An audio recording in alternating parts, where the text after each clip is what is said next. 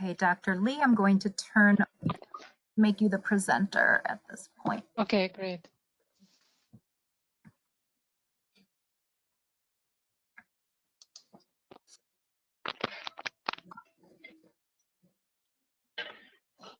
Okay, what is this showing the screen? Yes. Yeah. What does it show? Connected to GoToTrain. And then it's because I have a different screen, so how do I? This is the same problem we had this morning, isn't it? With the screen sharing. It's not working? Yes, because I have a different screen that I want to share. It looks like it's only sharing one screen. Okay, let me try move this to this screen and see whether that will share. Okay, what do you see now? There we go. Yeah. There you are. You're Okay. good. Yeah, that's good. All right. It looks like we have up to 7 attendees. So I'll go ahead and get started, and then as people come, they can join us. So hello, everyone, and welcome to this afternoon's panel presentation and discussion. Today, we are discussing a very important and very timely topic in the wake of the recent violent attacks on Asian Americans and the growing anti-Asian sentiment. Our distinguished panel today will discuss various issues related to the history of discriminatory legislation and practices in the U.S. We'll recognize the invaluable contributions of Asian Americans in the U.S., as well as have a discussion of the contemporary challenges Chinese Americans and other Asian Americans are currently facing. I'd like to go ahead and introduce our panel today. First, we have Dr. Joaquin Villegas. He is Associate Professor Emeritus from Northeastern Illinois University. He currently is a history instructor here at SAC and is one of the original founders of the institution. Thank you for joining us today, Dr. Villegas. Thank you. Applause, yes. Second, we have Rene Delgado. He joins Dr. Villegas in the history department, and he is also a history instructor at SAC. Welcome. And thirdly, we have Dr. Luyan Li. She is a Chinese American who also happens to serve as SAC's new Chief Operations Officer and Chief Financial Officer. Thank you so much for being with us today. Thank you. Thank you, and for volunteering your time. My name is Jennifer Talley, and I'm going to be moderating today's presentation and kind of keeping an eye on our time as we go. We will save some time for Q&A at the end of the presentation, though if you have a question that arises during the presentation, feel free to enter it in the chat, and we will go back and discuss it following the presentation. All right, so let's dive into our first topic.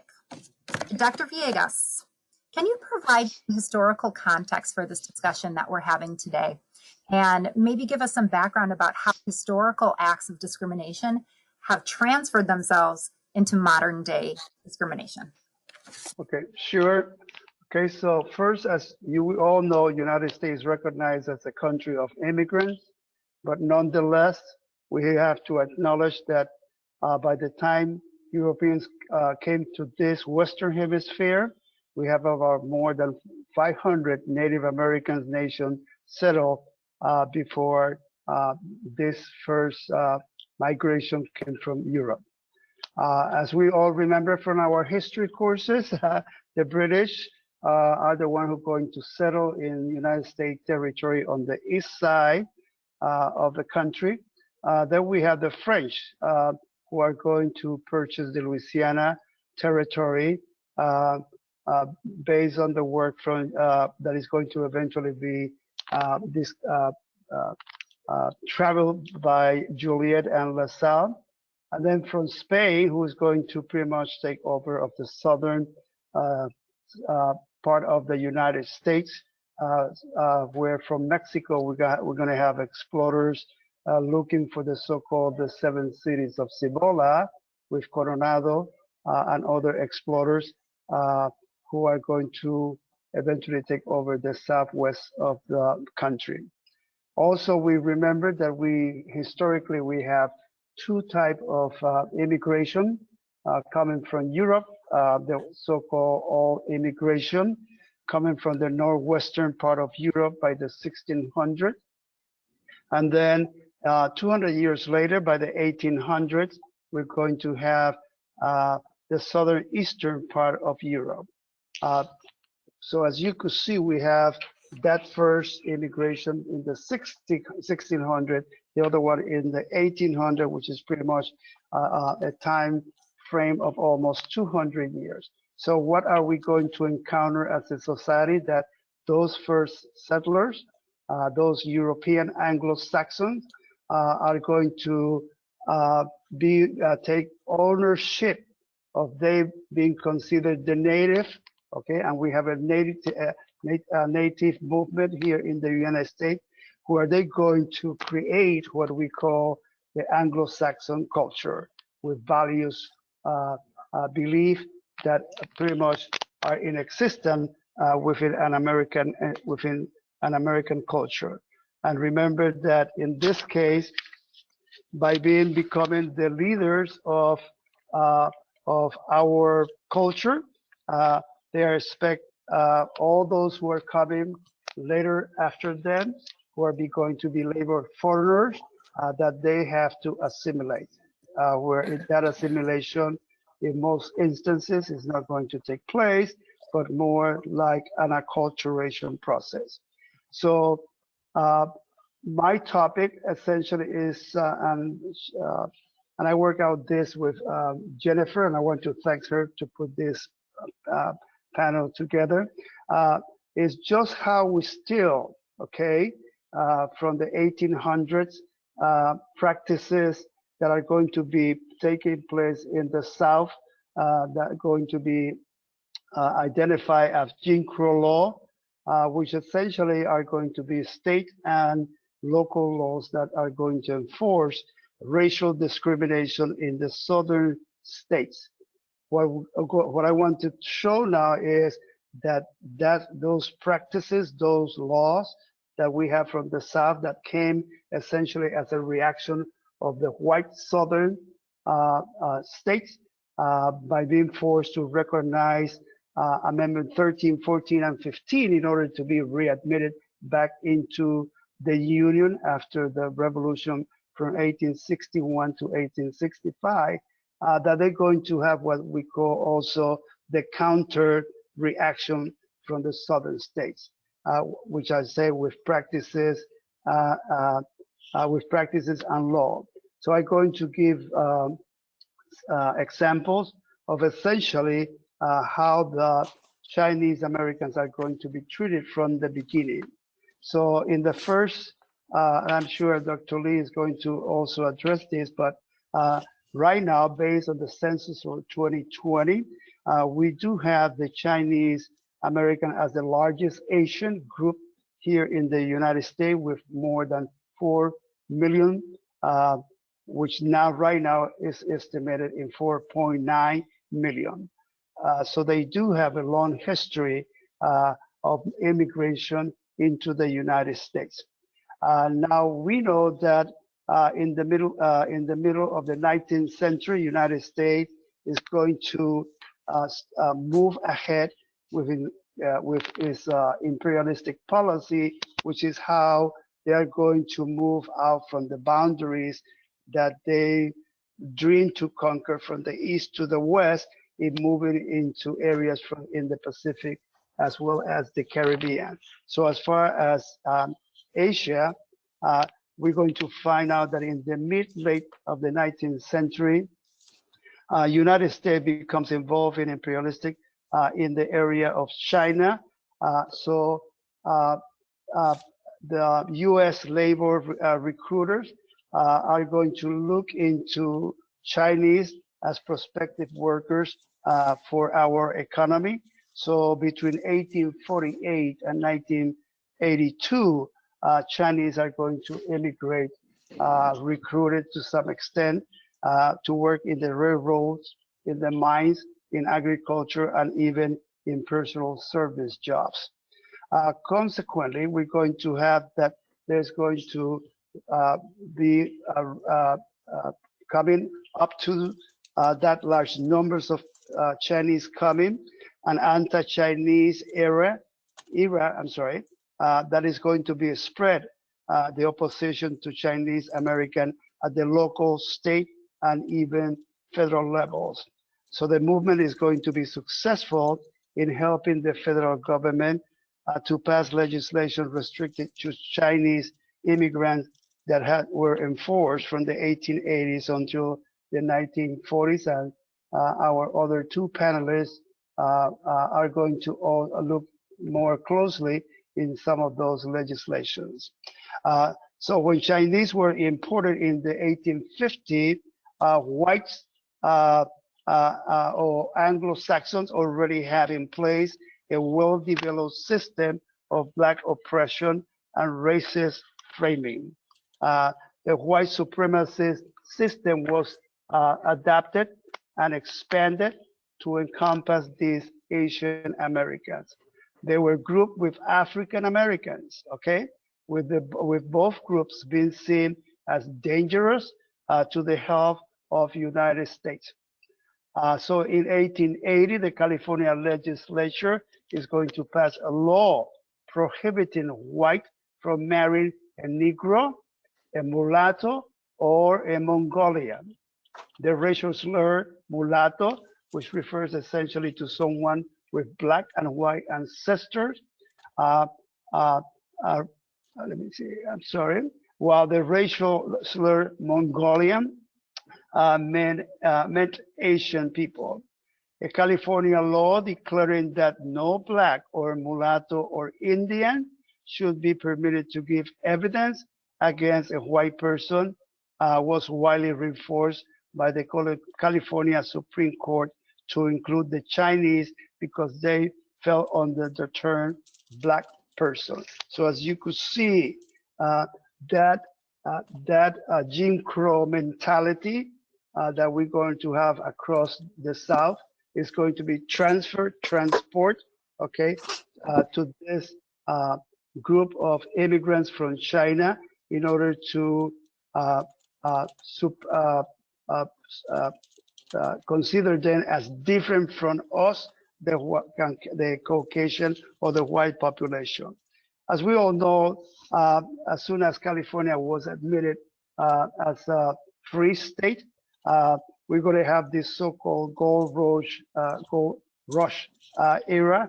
So by 1848, a wave of Chinese immigrants to the United States came over. The state government of California immediately passed a foreign minor tax law between 1850 and 1852 that is going to require all minors, which in this case mostly Chinese, who were not U.S. citizens, to pay $3 per month, later increased to $6, and finally to $4, where the Chinese workers, by not being eligible to as U.S. citizens, they have to pay taxes that members of other immigrant groups don't have to pay. Consequently, as you know, the labor movement is the one who's going to make a lot of anti feelings against the Chinese workforce. So in this case, this is going to bring an increase of incidents of violence in California that is going to be spread throughout the West until the 1880s. The tension was growing in both the mining fields along the railroads, where two sectors of the country pretty much employ the large numbers of Chinese. As a result of this hostility, local and state restrictions continue, leading the federal government to pass the Chinese Exclusion Act, which is going to be addressed later on by our panelists. Another point that I would like to see is how this segregation, discrimination in looking at the Chinese different from the white American society. In 1905, we do have the construction of an immigration station on Angel Island, which is new for me. I have to tell you the truth, okay? Sitting in the middle of San Francisco Bay, that began in operation in 1910, serving as as it is Ellis Island that we have in New York as a center for processing immigrants into the United States. In California, we're going to have immigrants processes through this Angel Island Center. One thing that is going to be unexpected or expected is that on the Ellis Island, immigrants will be processed within hours or days. On Angel Island, they will spend weeks or months.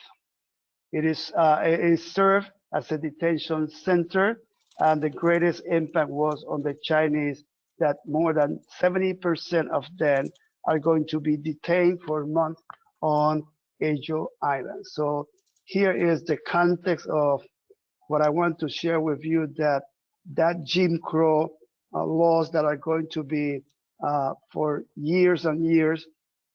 And I always said that it's not be until probably into 1950 when we say, oh, does that happen in the South?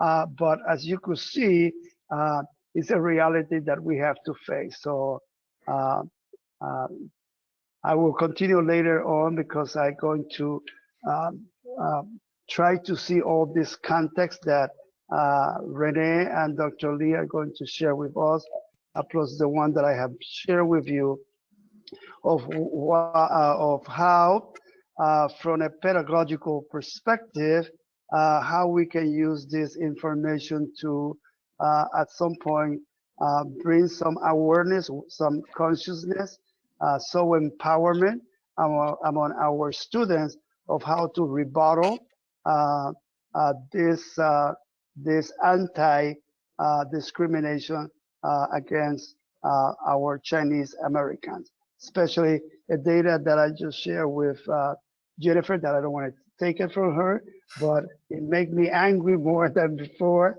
of what you're going to hear, okay? We will definitely get to that later. Thank you so much, Dr. Villegas. I certainly learned some things in your presentation that I did not know before. So as we are discussing the Jim Crow laws, there are some other pieces of legislation or practice that are extremely discriminatory in the U.S. history. And specifically, I'm talking about the Chinese Exclusion Act of 1882. And if we need a more recent example, we can turn to the Japanese internment camps that happened during the World War II era.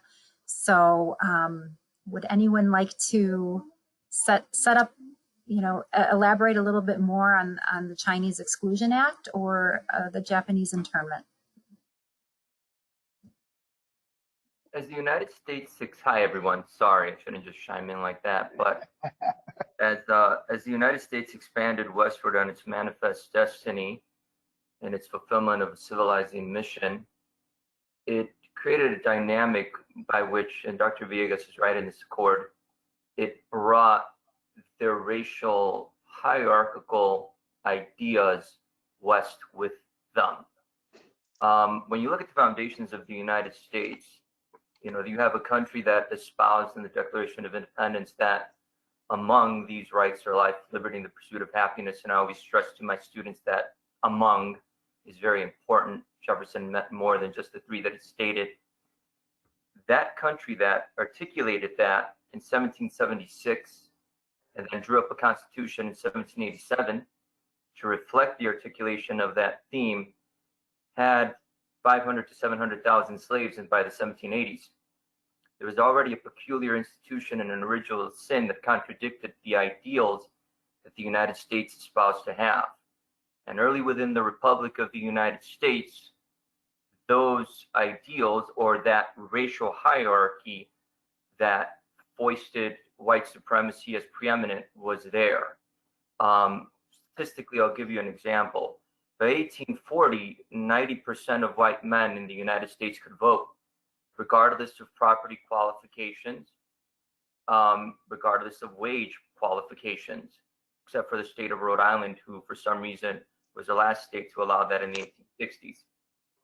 In 1857, in the infamous decision of Dred Scott versus in the Supreme Court, so Chief Justice Roger Taney said that the United States was not developed or framed for African Americans, for Black people. He explicitly wrote that in his decision to deny freedom to a slave that was seeking to attain his freedom in 1857. So that animus, that racial component of hierarchy of whites are on top and other racial groups are in a pyramidal structure underneath them, was part of the makeup of the United States in the early republic. As the United States expanded westward, as they looked at indigenous people, as they looked at Mexicans, for example, who they engaged with after the Mexican-American War and well before that when Anglos settled in Texas. One of the lesser known facts about this racial dynamic, for example, was that from 1848 to about 1928, you have over 500 Mexicans that are lynched in the West. This is a racial animus that is supposed to be resolved in some regard by what Dr. Villegas articulately called the American Revolution, which is what historians sometimes call the Second American Revolution, the Civil War, from 1861 to 1865. 620,000 to 750,000 people died in the Civil War in the United States. That is 2% of the population of the United States at the time. And I just want us to conceive and imagine if 2% of a population of the United States died within any 4-year period of war in the United States right now, what the attitude or ideas of people after that war would be. We had a period of Reconstruction afterwards of the 13th, 14th, 15th Amendment that promised, at least for a brief moment, a modicum of freedom, a modicum of opportunity. And that was very quickly erased, not only in the South, but nationwide. Consequently, as the United States is heading to California in the 1850s, it develops what Dr. Villegas said was the Foreign Miners Act. It develops the Greaser Act to target Mexicans.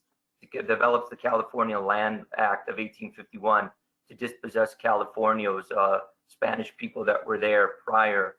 And when the Chinese arrive, the United States merely fixates them in the same racial hierarchies that it had established since the foundation of the country. And as a result of that, by the 1860s, when Chinese are working, for example, in the Union Pacific Railroad to develop the nation's first transcontinental railroad, even as you have this development and arrival of Chinese among the old immigrants in the United States, you begin to have segregation and racial dispossession, as is occurring in the rest of the other country with the Jim Crow laws in the South. For example, by 1875, Chinese women were not allowed to enter the United States anymore. San Francisco in the 1880s, as Jim Crow was being established in the South, established its own segregation system in the West by not allowing Chinese children, or Asian children for that matter, to attend white schools. And it's on that context of the racial hierarchy that the United States sees itself in from the very foundation of the country that you have the development of the Chinese Exclusion Act of 1882. They just saw the Chinese, and I'm using these terms that they use, as the yellow peril. They're the only group that has been historically excluded as a group from entering the United States. And it's part and parcel of racial hierarchical ideas that the United States had since its very foundation. And then simultaneously, the United States' struggles in the late 1800s to incorporate these new immigrants that are arriving at its doors. We are talking about Chinese and that arrive in great numbers. We have to remember that from 1880, 1890 to 1924, you're also talking about 20 to 25 million Southern Europeans, Eastern Europeans too, that arrive into the United States. And as the United States sees many of these arrivals, it begins to categorize them in a certain way to try to exclude and limit certain groups of people from arriving. And in the West Coast, that unfortunately affects the Chinese. The Exclusion Act was passed in 1882, but it's refurbished or reestablished in 1892 under the Geary Act. One of the things that many people don't know about the Chinese Exclusion Act, for example, in 1882, then the reestablishment of it with the Geary Act in 1892, is that as a result of the Geary Act, Chinese Americans who are here legally had to carry around identifying markers almost like state ID. In fact, the idea of state IDs with pictures on it is a byproduct of policing Chinese in the West Coast in the late 1800s, because they wanted to certify who was legally here and who was legally not. So you have this animus to the Chinese that then continues from 1882 to the Geary Act in 1892, which creates those identification cards, to then 1902, which establishes the Chinese Exclusion Act firmly in the United States until World War II, when we get rid of it because China is our ally against the Japanese in World War II. And it's in that context that the Chinese population dwindles within the United States, and you have such anti-Chinese animus in the United States. Oftentimes when I tell my students to look at their state ID card or their driver's license, I remind them that part of the process of having photos on that began as a racial component of policing Chinese people. When we talk about disease and the environment and environmental history, we often talk about in our class, or the class that I teach, for example, about a plague epidemic in San Francisco from 1900 to 1904, in which the Chinese were blamed for bringing the plague, and the Chinese Chinatown was segregated and excluded from the broader society. So the Chinese Exclusion Act of 1882 occurs in this context of animus against immigrants broadly, that fits in within broader themes of United States Anglos trying to place people in a hierarchical order. And unfortunately, the Chinese are byproducts of that in the West, and they're an unfortunate victim of that in the West. And that's why I think we have to be cognizant and aware of the words that we use in relation to disease, in relation to how we categorize immigrants, because they have important consequences for the exclusion of those people. Or in the case of Mexicans, for example, as I said, from 1848 to 1928, we had the lynching of over 500 of them. And at the same time, you have the development of the Jim Crow South in the United States. You have to be mindful of that history, because that history in and of itself informs who we are as a nation and who we're going to be as a nation. That was great. Thank you so much. I'm really learning a lot here today. Thank you for that presentation. So now we're going to turn to Dr. Li, who has some slides for us, and she's going to provide us with a better understanding of the Chinese immigration history and the role that the Transcontinental Railroad played in that, as well as some of the notable Chinese American achievements and the creation of the Chinese American communities we have grown to affectionately know. Okay, thank you. Thank you, Dr. Villegas and Rene, very eloquent and very knowledgeable. So now I'm sharing my screen. So let me know if you can see the next. Can you see this next one? So I'm just very quickly talk about some of the early immigrants. It's first started with the California gold rush in 1840s. And then the Transcontinental Railroad workers in 1860s. Most of them are coming from one province in China, which is Guangdong province. They speak Cantonese. So that's why Cantonese and also Mandarin are two very, the most used dialects in the US among the Chinese Americans today. ¿Sí lo vieron? So there's the Transcontinental Railroad was two companies from opposite side of the United States, and the Central Pacific Railroad coming from the western coast. They turned to Chinese immigrants for labor. They advertised in China. At that time in China, it's in the end of the Qing Dynasty, which ended in the Qing Dynasty, where the last emperor ended in 1912. So, but before that, in the 1940s and 60s, there's the Opium War between China and Britain. So they started around near Hong Kong, which all those wars resulted in China was defeated and Hong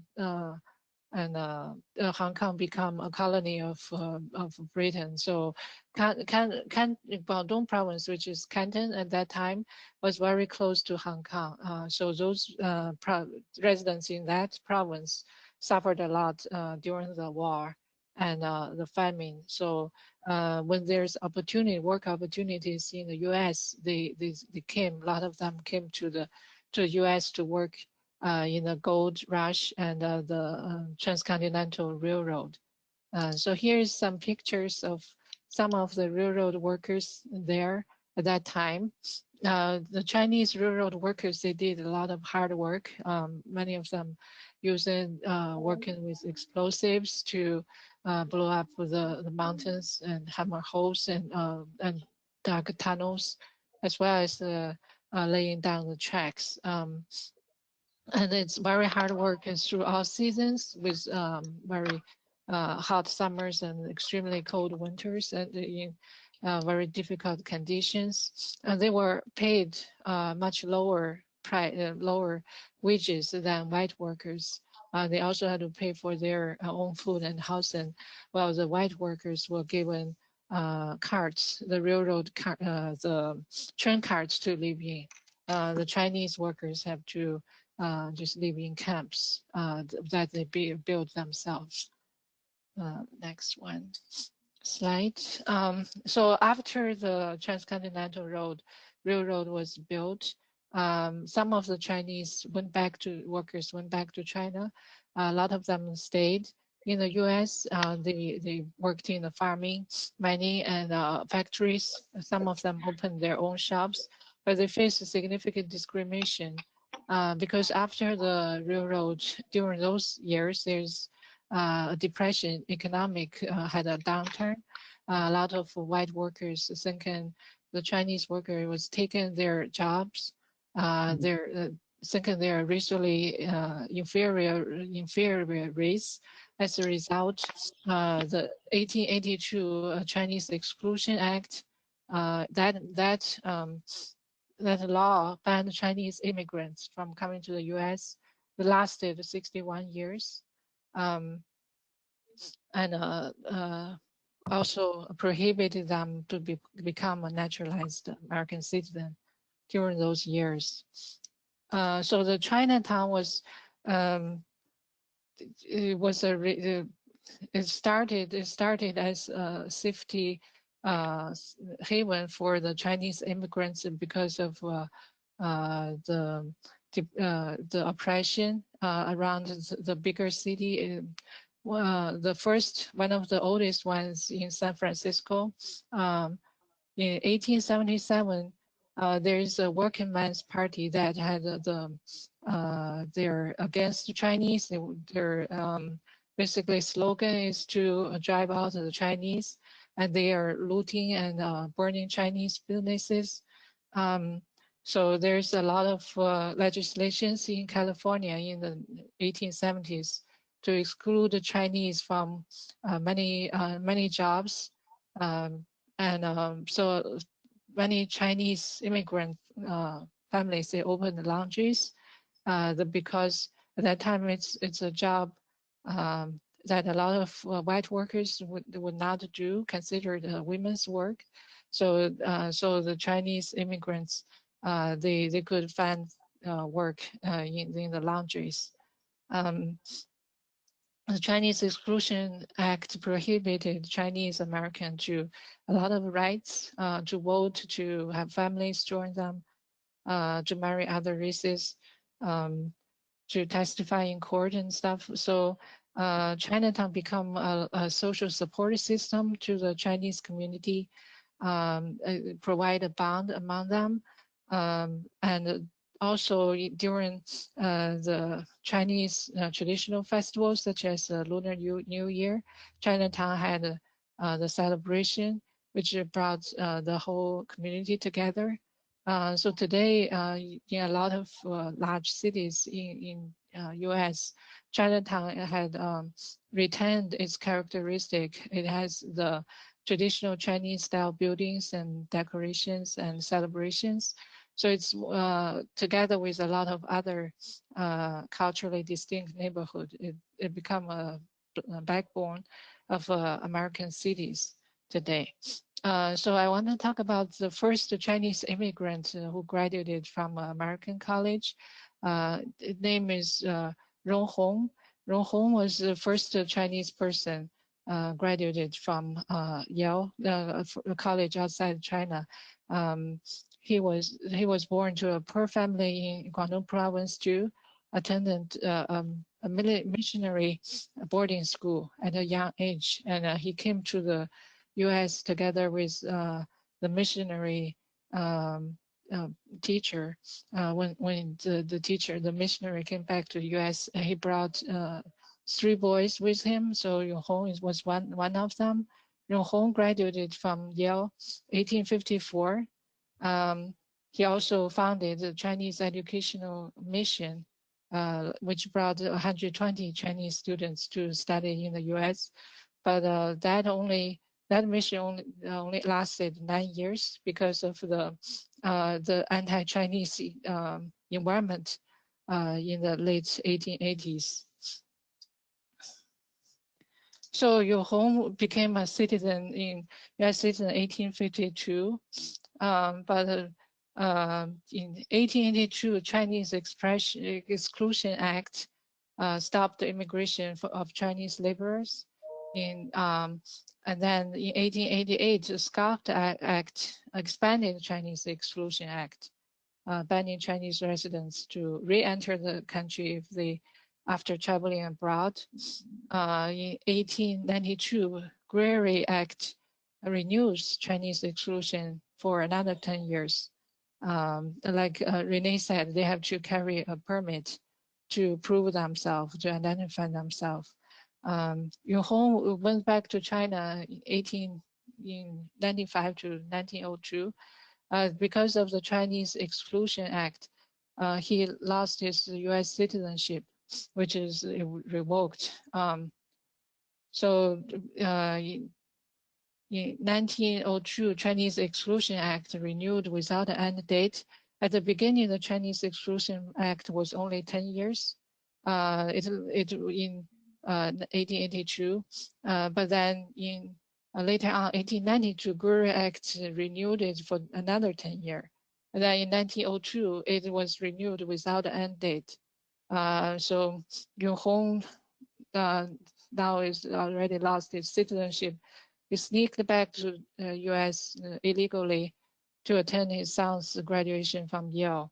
He died in 1912 in the U.S. as an illegal immigrant.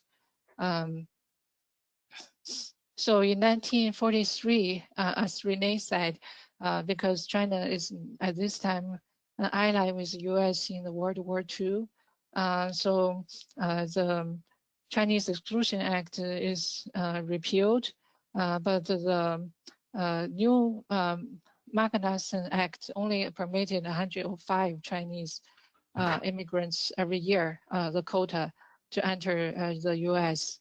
It does allow the Chinese now to become U.S. Chinese in the U.S. to become a citizen. So only that quota only ended after the passage of Immigration and Nationality Act of 1952, which abolished the racial barriers, and also the 1965 Immigration and Nationality Act, which abolished the national origins formula. So only after 1965, then a larger amount, since 1960, a larger quantity of Chinese will be able to immigrate to U.S. That's since 1882 through 1965. There's basically very few, a lot of years and no Chinese immigrants.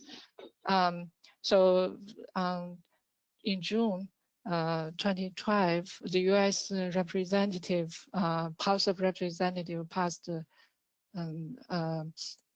Act resolution introduced by California Congresswoman Judy Chu to formally express regret of the for the Chinese Exclusion Act, because this is the only act ever and the first one and the only one ever have been implemented to prevent a member of one specific race, a national group from the to immigrate to the United States. Similar resolution also approved by the U.S. Senate. So there's a lot of Chinese Americans in the U.S. and they have made a significant achievements and contributions to the American society. For example, Maggie G, the first Chinese American women pilot, Liao Chao, first Asian American performed spacewalk, and also voted at the International Space Station. Michelle Kwan won 5 World Championship, 2 Olympic medals, most decorated U.S. figure skater, and a lot of Chinese American scientists and engineers making contribution in all fields, including the NASA's Explorer on Mars, including their program manager, Mars Exploration Program Manager, and principal engineers. So currently, because as Rene said, during the pandemic, the term China virus had really hurt the Chinese community. A lot of violence, discrimination, bullying against the Chinese Americans increased dramatically. So that term, like a very inflammatory and xenophobia term, is finding these sentiments. Yesterday, Senate voted 92-6, advanced a measure from Hawaii Senator Japanese descent Mason Hirano orders Department of Justice to facilitate review of COVID-19 hate crime. Asked the Attorney General, Secretary of HHS to guidance on describing best practice, mitigate racially discriminatory language describing COVID-19. The 6 no votes that oppose the bill to curb anti-American, anti-Asian hate crimes from Senator Josh Healy of Missouri, Roger from Kansas, Ted from Texas, Tom from Arkansas, Rand from Kentucky, Tom from Alabama, most of the southern states. But they're in minority. So these are my slides, but we can continue to discuss about what we're facing currently. Thank you. Yes, that was one of the items that Dr. Villegas brought to me today, was this bill. It really, in essence, is an Asian American hate crime bill that would allow those who are committing crimes against Asian Americans to be tried for hate crimes. And it's really interesting to see the parallel between the origination of this discriminatory legislature in the Jim Crow South and those who voted against this bill, even now, so many years later. All right, thank you, Dr. Li, very much for that overview. So now, given what we know about the historical and the modern examples of discrimination, how can we as educators strive to incorporate a multicultural approach into instruction? This information is great, but we're not making any impact if we're not incorporating, our principles of multiculturalism into the new generation. So how do we go about that? Okay, I think that I'm going to address that topic, and as you could see, it takes more than an hour, okay, to explain and look into not only this information, but then look into strategies. But I'm just going to touch just the the tip of the iceberg. But first, Dr. Lee, I want to thank you for all that information in the PowerPoint, because I will ask Jennifer Talley if she can kindly uh, uh, forward this information to faculty members who would like to have this excellent resource for doing what I intend to share with you. It's essentially that the, as you know, from the pedagogical perspective, from the curriculum that we have, uh, uh, our curriculum is still Eurocentric. In other words, that is controlled by who the white society expect us to learn within their values, their principles. So consequently, we're going to have that in the 80s, we're going to have not a drastic change, but a movement where we can, as educators and our teachers, look how we're going to deal with issues of minority groups, of discrimination, segregation within a different lens. In other words, that is not to drastically to change the curriculum, because as I always tell my students when I'm teaching elementary courses, we have to follow the school district, the textbook, and so on. But there is a challenge for each one of the teachers of how they're going to teach from what we call a multicultural perspective. So in essence, so we can have time to have some questions and answer. Teaching from a multicultural perspective essentially encourage the appreciation and understanding of other cultures as well as our own. So teaching from this perspective, it will promote in our students a sense of uniqueness of our own culture and a positive characteristic, and accept the uniqueness of other cultures. So in this case, what we do need is to develop, we tend to develop stereotypes, viewpoints of different cultures. And then the question is how we're going to look into the similarities among all individuals that are not emphasized. So what we need, teaching from a multicultural perspective, is in essence to look not only about the similarities, but also about the differences, in order for us to understand, value, and embrace both differences. So multicultural perspective is a progressive approach for transforming education, not in a radical way, but essentially just to make sure that there are educational equality and social justice. The components require a multicultural education with the integration of prejudice reduction, empowering our school culture and social society. And using the word empowerment, because those of us who are within this mentality of multicultural education are pretty much followers, students of Paulo Freire, that is going to essentially criticize the educational system, where we teachers, okay, in essence, teach our students as object. And Paulo Freire see education in a kind of an equality, okay, in an equity way, where teachers and students are both subjects, not objects.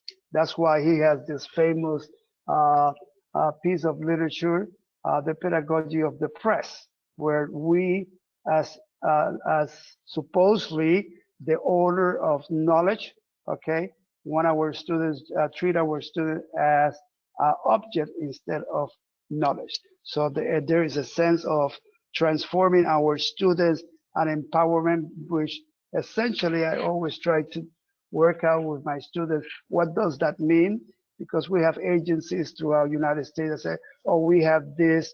Our mission is to empower women. Our mission is to empower prisoners. Our mission is to empower our students. But what does that mean?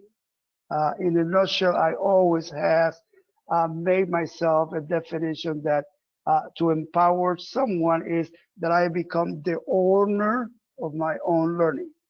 And me being the owner of my own learning with the support as expected of teachers, mentors, and other groups. That's why that learning, that's what makes me an owner of whatever knowledge I want to acquire, make me that until, who never know, until I died, okay? So as an instructor, looking into multicultural education, it's not to teach from the book, by the book, but it's not developed by each one of us. So it's not as a recipe. So don't ask, how do I teach, okay, students from a multicultural perspective? But nonetheless, there are some principles. One essentially is learn your students' learning styles. That is one of the main principles, which means essentially to discover their academic strength as well as academic weaknesses and work with them how to combine those two. The other one is to encourage students to be proud of their heritage. That essentially is know who you are as an individual, both cultural and ethnically. The other one is be aware of our biases. Students have to know, we have to know that we have biases. I always tell my students, if anyone tell me that you, okay, have no racist feeling with someone, you are a liar. Okay, very painful. Okay, so and the other one is to create, so examine your own cultural belief, your values, and your biases, because by you doing this, you're going to help your students also to walk through this lens to see themselves and the similarities, as I mentioned before, and the differences between us, okay, even within the same classroom. And last but not least, which is essentially is how I incorporate all these principles, which is to create class activities like group discussions, forums, assignments, where we all celebrate multiculturalism. So that is in a nutshell what basically multiculturalism is. That in this case, I'm putting within the context of this forum, is that in your economic class, in any course that you teach, when it comes to the issue of differences, different groups, and then what is right now impacting our media, okay, with all this incidents against Chinese, now as Dr. Lee mentioned and Jennifer mentioned, yesterday the Senate is taking a consideration for a bill just to look into anti-actions, and then 7 of our senators, all of them from the southern, vote no, which is for me a sign that Jim Crow still living with us. Thank you. Thank you. Thank you. Very good recommendations for incorporating multiculturalism in the classroom.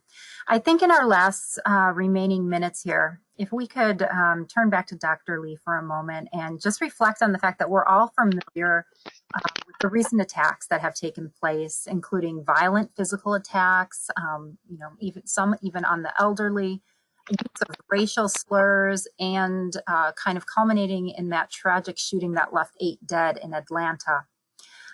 Dr. Lee, in our last few minutes, what can you tell us about your personal experience with the challenges that Chinese Americans are currently facing, and what, if anything, is being done to combat this ignorance?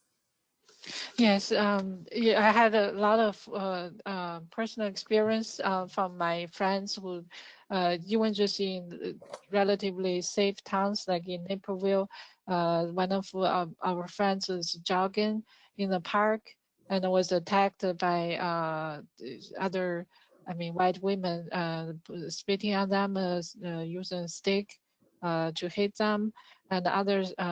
Like with go back to China, that type of slur against them, and also others who's just walking in the park with her family, her parents, and another jogger just start throwing bottles at them, saying go back to China or China virus.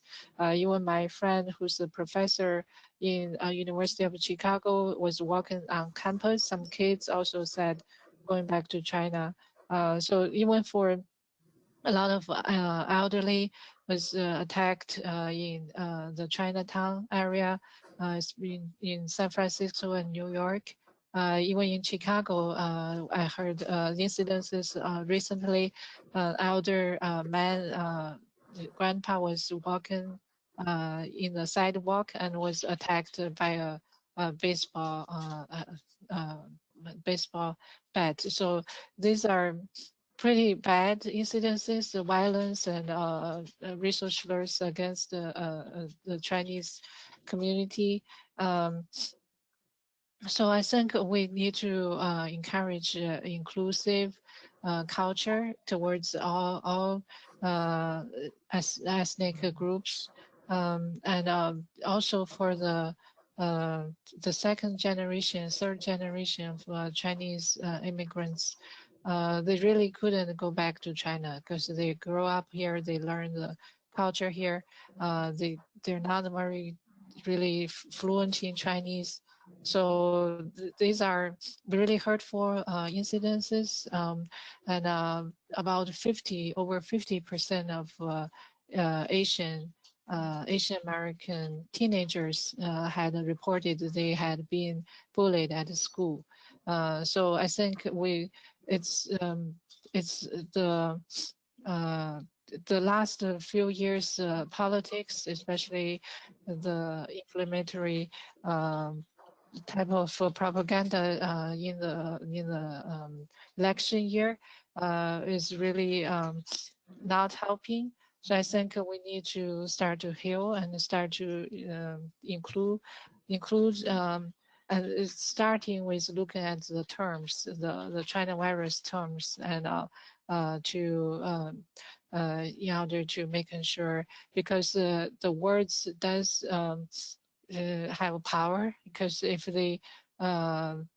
that type of language was prominent and even was promoted, then it will draw followers. We had to see many times in the history some flagrant words has very bad, horrible results among humans. So I think to be aware of how to use one's language from the top to the bottom, especially from the top politicians, is very important. So I think every one of us could set an example of inclusion and also empathy with other cultures will help. Thank you so much. Those are excellent closing words. We do have, well, it is 4 o'clock, but if anyone has a question that they'd like to pose to our panel, we invite you to do so. We'll hang on a couple seconds here and see if we get any raised hands or anything coming through in the chat. No. All right. I don't see any incoming comments, feedback, or questions. So we'll go ahead and end our session there. We have. Can I just make a comment? Absolutely. I want to thank you. I actually want to thank all of you for your beautiful presentation. And I can see the amount of time that each of you invested in sharing this historical information. And Dr. Li, I really appreciate your sharing because I can see that you are speaking from the bottom of your heart. And that's very precious to me. And I want you to feel welcome in this institution. Thank you very much. Of this institution, you are a member of this salad bowl of the United States. And I want you to feel welcome here. Thank you. We welcome you with open arms. You are part of us. You are one of us. We used to call it SAC. Now we call it SAC, which is more professional. So welcome once again to our community. Thank you so much. Yeah. And to our world. And thank you to all of you for the time that you invested in doing this profound research. Thank you. Thank you so much. Thank you. Dr. Arellano, for those comments. All right. Thank you so much again to our panel and for our attendees. Thank you for coming. We hope you learned something, and we will see you again soon. Bye-bye. Okay. Bye. Nice job. Thank Nice you. job. Thank you.